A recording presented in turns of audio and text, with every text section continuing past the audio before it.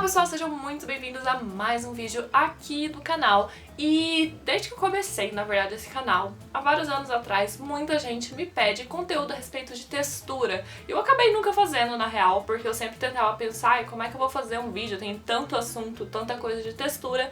E eu resolvi agora fazer. E basicamente, galera, vai ter que ser uma série de vídeos, né? Porque é um assunto muito extenso. Eu não queria fazer um vídeo muito generalista, então eu vou fazendo alguns vídeos sortidos aí com o passar do tempo e cada vídeo a gente vai discutindo aí algum tipo de textura específica, coisa e tal, e aí eu vou fazendo algumas demonstrações e eu espero, galera, que isso ajude vocês.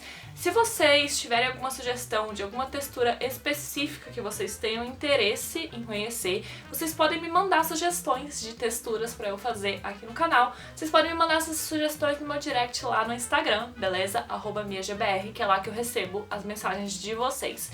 Então, bora lá começar para nosso primeiro vídeo aí a respeito de textura. E hoje a gente vai falar aí um pouquinho sobre cristais, vidro e outros materiais aí meio transparentes, beleza? Bora lá! Então, galera, o vídeo de hoje, o tema vai ser sólidos translúcidos ou objetos translúcidos em geral, que vai ser basicamente qualquer material que a luz vai entrar por dentro dele. Então aqui a gente vai ter vidro, a gente vai ter cristais em geral ou qualquer pedra translúcida, a gente vai ter plásticos transparentes, a gente vai ter gelatina, enfim, qualquer material que a luz realmente passe por dentro dele. E a gente tá falando de sólidos porque eu tô falando de realmente objetos fechados que tem esse material totalmente dentro dele. Ele não vai ser uma lâmina, ele não vai ser oco, ele não vai ter espaço dentro. Ou seja, no caso do vidro, a gente tá falando da bolinha de gude. Dentro da bolinha de gude tem vidro, não tem nada ali dentro. Então a gente não vai falar aqui, por exemplo, como pintar uma janela, que é uma placa de vidro, que vai ter alguma coisa por trás. A gente não vai falar aqui como fazer um copo, que a gente vai ser uma coisa que vai colocar dentro. Porque isso é um assunto um pouco mais complexo. Então eu vou trazer isso no próximo vídeo a respeito de texturas. A gente vai falar aí sobre placas de vidro e também copos, enfim. Coisas que a gente vai ver o que tá por trás do objeto ou dentro do objeto. O foco aqui hoje é realmente essas coisas mais sólidas, então bolinha de gude, uma gelatina, um cristal, uma gema preciosa, belezinha? Vamos lá então!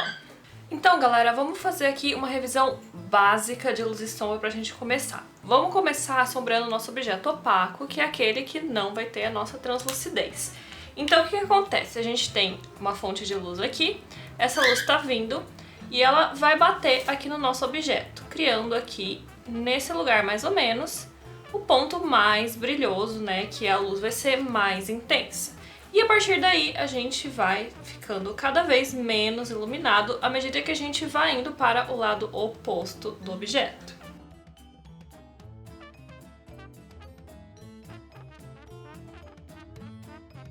Então, quando a gente está sombreando objetos opacos, isso aqui poderia ser uma bolinha de plástico opaco, uma bolinha de borracha, uma bolinha, enfim, qualquer material que não seja transparente ou translúcido. E o que acontece é isso, a gente tem a fonte de luz, o lado que está pro lado da fonte de luz está iluminado e o outro lado está na sombra.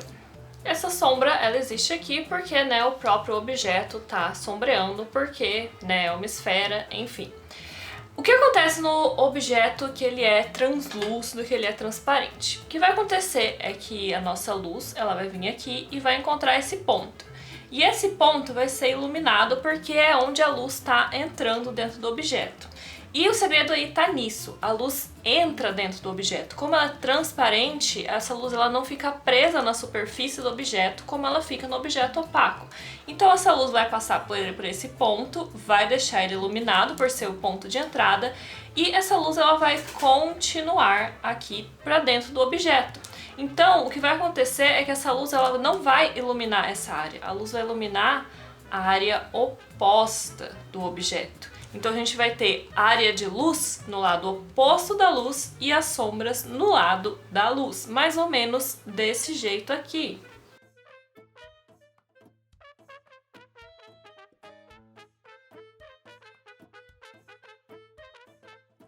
Então Então, essa seria a diferença. A gente teria aqui uma bolinha de borracha, enfim, e aqui uma bolinha de gude, uma bolinha de vidro, ou então uma pedra preciosa qualquer que seja translúcida. Então, a gente tem basicamente essa lógica de que a gente inverte as áreas de luz e as áreas de sombra entre objetos opacos e objetos translúcidos. Eu tô usando aqui a bolinha porque é o exemplo mais simples de vocês entenderem, mas isso vai servir para basicamente qualquer objeto que seja translúcido. Então eu peguei aqui, por exemplo, uma gelatina. Gelatina também é um material translúcido.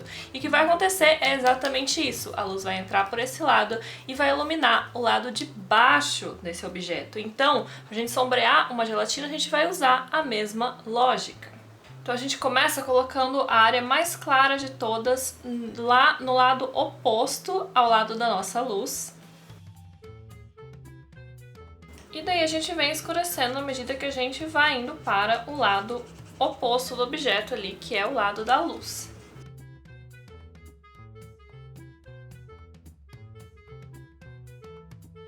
Então, dessa forma, a gente aplicou essa lógica aqui claro, lá escuro, e daí eu deixei esse plano de cima, sem a gente pintar, por quê? Esse plano de cima é onde a luz está batendo diretamente. Então a luz está aqui em cima e está batendo no plano de cima da nossa gelatina. O plano de cima dessa gelatina é esse pontinho mais claro, que é onde a luz está entrando dentro do objeto. Então, por isso, esse plano ele vai ser um plano extremamente claro e não um plano escuro. Mas não porque ele está próximo da luz, mas porque ele é o ponto de entrada, que é a alta luz ou então highlight. E daí, pra fechar um desenho desse de uma gelatina, eu viria com um branquinho também pra colocar aqui alguns efeitos pra ficar mais bonitinho. Quando a gente fala sobre esses objetos translúcidos, uma coisa que o pessoal gosta muito de desenhar e que vai entrar nessa mesma lógica é a questão de gemas preciosas. Então, pra fazer aí joias, coisa e tal. E daí eu trouxe aqui dois exemplos pra gente, porque primeiro que a gente vai ter aqui nas gemas preciosas, a gente vai ter quinas muito certinhas, mesmo elas sendo lapidadas ou não, e aí a gente vai ter uma diferenciação entre a suavidade das nossas bolinhas, da nossa gelatina, com esse tipo de objeto. E também porque é bonitinho e a galera quer aprender a desenhar isso, então vamos lá. Vamos começar com o cristal. Essa aqui é a forma meio que natural do cristal que a gente encontra na natureza. E ele vai ter várias faces por causa da forma como as moléculas, né, dos cristais elas se interagem lá. Basicamente você vai ter, que a gente vai ter mesmo na natureza, os cristais vão ter essas formações meio geometrizadas e com quinas. Então como é que a gente resolve isso aqui? Eu coloquei o nosso ponto de luz aqui e ele tá entrando e tá batendo nesse plano aqui. É muito importante quando vocês vão desenhar cristais, gemas em geral, vocês acertarem o rascunho, galera. Porque esses formatos são muito característicos, então se você ainda tá na dúvida, pega a referência pra você fazer o seu rascunho. Rascunho pronto, este plano aqui, que tá batendo diretamente a luz, é o plano de cima da nossa gelatina. Esse highlight aqui. Então, esse plano, especificamente, ele vai ser o plano mais claro do nosso cristal. Então, o que vai acontecer aqui, galera, é o seguinte. A luz tá entrando, e ela tá entrando, e como a gente tem uma estrutura muito geométrica, essa luz tá batendo e ela tá refletindo em cada uma dessas faces planas e, na real, o que vai acontecer aqui é que você vai ter uma coisa muito mais caótica e que você não vai perceber claramente essa lógica óbvia, porque a esfera é uma coisa muito mais suave, com muito menos dessas transições duras, então a gente não vai perceber essa lógica de escuro do lado da luz e claro do lado oposto. O que eu faço para resolver isso é, eu trato cada um desses planinhos do nosso cristal como uma forma independente e que não vai ser necessariamente ligado à luz. Porque às vezes a luz tá vindo aqui, tá rechicoteando aqui, tá batendo aqui e tá ali de formas diferentes em cada um desses planos sendo percebida. Então eu vou literalmente sombrear isso aqui de forma aleatória, cada um dos planos. Eu vou começar por esse plano maior. Como ele é o maior, você pode aplicar essa lógica pra dar mais essa noção, né? Que é um objeto translúcido. Então eu vou vir aqui no lado oposto e vou colocar os tons mais claros. E daí eu vou escurecendo à medida que eu vou ficando mais distante. Pronto, uma das faces foi sombreada. É interessante para você gerar um contraste, você colocar tons claros do lado de tons escuros. Então, por exemplo, aqui nessa ponta eu tenho uma área muito escura desse plano. Então, esse plano que está imediatamente do lado, é mais interessante eu usar uns tons médios para claros para gerar o contraste e ficar bem claro essas divisões do cristal.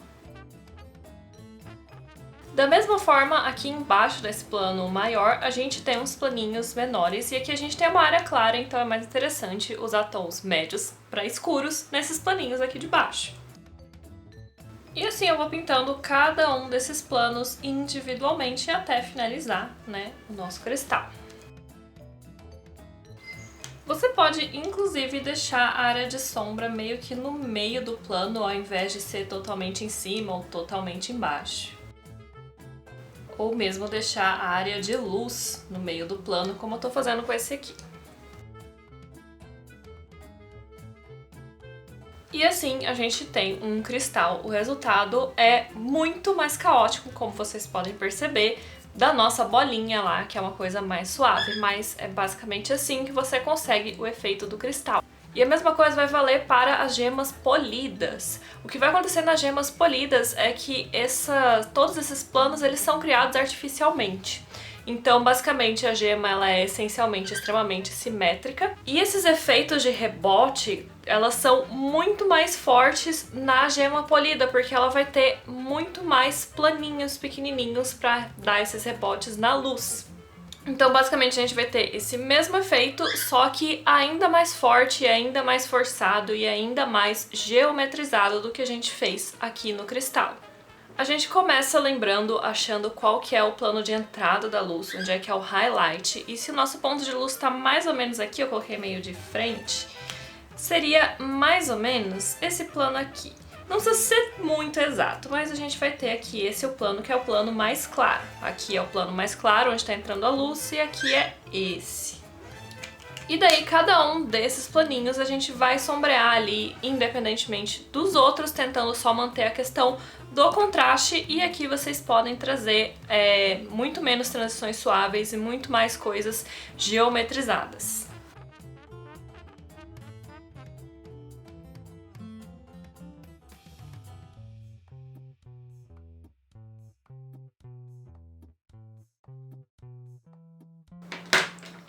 E daí pra fechar esses dois desenhos, galera, eu vou vir com um branquinho aqui colocando alguns highlights.